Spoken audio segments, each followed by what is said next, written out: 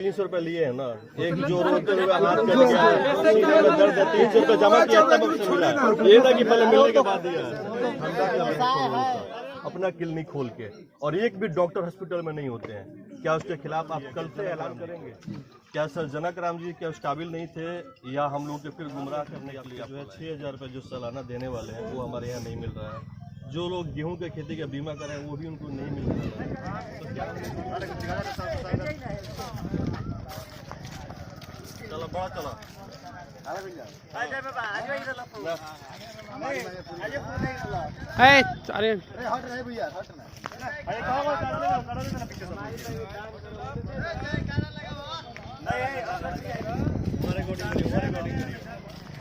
लोकतंत्र में यह जरूरी है कि जनप्रतिनिधि को हम जब चुनेंगे तो जनप्रतिनिधि से भी हमको उम्मीद है, और जब उम्मीद उनसे है तो अपनी बात को इस लोकतंत्र में मजबूत तरीके से अपने प्रतिनिधि को हम अवगत कराएंगे।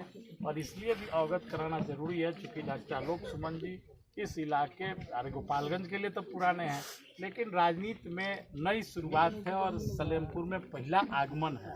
तो आप लोग इनका स्वागत करते हुए अपनी मजबूती से बात रखिए, ताकि लोकतंत्र में जब आप इनको अपना मत देकर ताकत देंगे तो ये मजबूती से लोकसभा में पहुंचकर आपके बातों को उठाए। यही ना आशा उम्मीद जनता की होती है। तो इसलिए चौबे जी आप अपनी बात करें। इसमें क्या समस्या आपको मालूम है सर? नहीं हम क्या करें? सर आप बोले मैं नहीं बोला हूँ सर, संभालिएगा सर। नहीं संभालिएगा मत। हमारा कहना है कि फर्स्ट टाइम ये आपके गांव में आया। तो मैं बताऊंगा, आप बताइए, उसके बाद बोलेंगे तो बात बताऊंगा। सर आप जानते हैं कुछ नहीं समस्या पहले सर, हमारे यहाँ जमीन की रजिस्ट्री बंद है। हमारे यहाँ जो प्रधानमंत्री जी आपके जो है 6,000 रुपये जो सालाना देने वाले हैं वो हमारे यहाँ नहीं मिल रहा है। जो लोग गेहूं के खेती का बीमा करें वो भी उनको नहीं मिलने वाला है। तो क्या हम लोग को वोट देना चाहिए? सर दूसरी बात कि कैंडिडेट बदल दिया गया जनक राम जी को।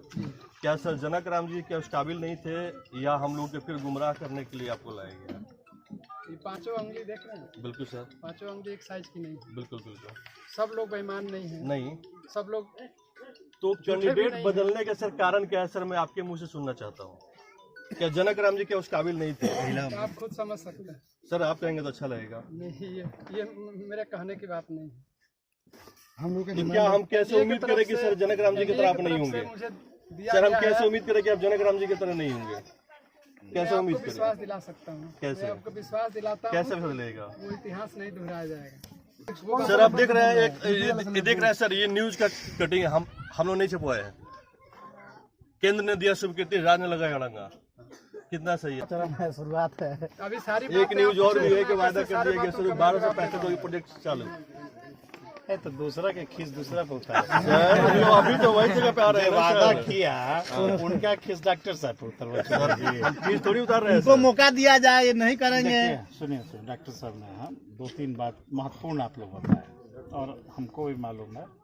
एक तो आपने ठीक बात ये कहा कि जितना अनसर्वेड लैंड है, उस अनसर्वेड लैंड में जो प्रधानमंत्री का ये जो 6,000 का योजना निकली है, उस योजना में यह अंचलाधिकारी अरंगा पैदा कर रहे हैं कि अनसर्वेड ज़मीन में हम लोग 6,000 का नहीं देंगे। लेकिन लोगों का कहना है कि इसके पहले भी कृषि इनपुट सब्सिडी का पैसा मिला या अन्य योजनाओं का पैसा मिला, तो अनसर्वेड पर हमको कैसे मिला?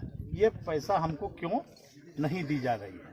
तो इसका बजाबते हम कृषि मंत्री को, आपके प्रधान सचिव को हमने लिखा है कि भाई इसमें आप एग्जामिन करिए कि फसल क्षति जब अनसर्वेड जमीन में आप इलाज कराने गए हैं तो वहाँ पे सरकारी डॉक्टर एक भी उपलब्ध नहीं रहते हैं। कोई रहता है वहाँ पे? नहीं रहता। दवाई रहता है? नहीं रहता है।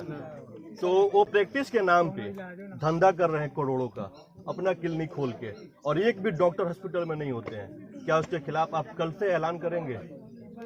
अभी चुनाव लड़ना हो, प्रतिनिधित्व बनने दीजिए। सर प्रतिनिधि बन गए हैं सर, आप बन गए हैं घोषणा करेंगे सर, आप बन गए हैं। क्या आचार संहिता में करप्शन के खिलाफ नहीं लड़ा जाता है? वो करप्शन है ना, जिस जिला के सांसद बनने जा रहे हैं उसी जिला के सदर चुनाव वोट मांग एकदम सही करा। अभी सुनिए, अभी एक घटना घटी PMCH में, हम मौजूद थे।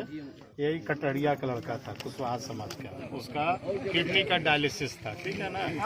तो रुके उसका यहाँ फैसला बना हुआ था उसको पीएमसीएच में एक डॉक्टर संजय कुमार ने कहा कि भाई तुम्हारा पीएमसीएच में डायलिसिस नहीं होगा, वो अपने क्लिनिक में उसको भेज दिया। 2500 रुपया लगा, हमको खबर किया के हम पीएमसीएच गए। डॉक्टर अशोक कुमार सिंह से पूछे कि फैसला आप बनाए तो डायलिसिस बाहर कैसे होगा, तो कहा कि हमारा काम है फैसला बनाना, उनका काम है डायलिसिस करना। तो पता चला कि वो प्राइवेट क्लिनिक में, तुरंत अधीक्षक के पास गए, उसे लिखित कंप्लेन हम करवाए। लिखित कंप्लेन के बाद तुरंत डॉक्टर को शोकॉज हुआ और उनका निलंबन हुआ, और फर्स्ट क्लास वहाँ उसी पीएमसीएच में उस लड़के का ट्रीटमेंट हुआ। तो कुछ ऐसा चीज बा जिसमें हमनी के रोल अदा करे के पड़े। ठीक है, से रखेंगे ना, जब वो आई पे करेंगे। हम के साथ कहता हूँ कि मैं अपने पेशे में कभी किसी तरह की बेईमानी की हो नहीं किए सर, तो वो नहीं आप किए कहें। सर, नहीं कह रहे हैं तो जब सर।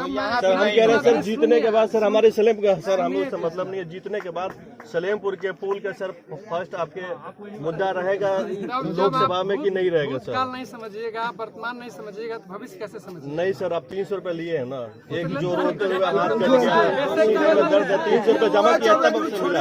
ये था कि पहले मिलने के बाद दिया। व्यवसाय है, सिस्टम है। ये सब सर हमारे सलेमपुर का मेन मुद्दा ना, आप अपना मांग ये आप आवाज उठाइए, इसका आवाज उठाइए, आप फूल मांगिए। हम क्या कर रहे हैं? गलत बात है। तो सर अब पुल के ये सलेमपुर के लोगों का पुल का शुरू से मांग रहा है, और ये लड़का सब जितना है ये सब बहुत संघर्ष किया है। मुख्यमंत्री जी जब पॉलिटेक्निक कॉलेज को आए थे तो हम लोग ने इस बात को उठाया था, ठीक है ना। फिर बहुत कम समय था जिसमें अब चुनाव की घोषणा हो गई।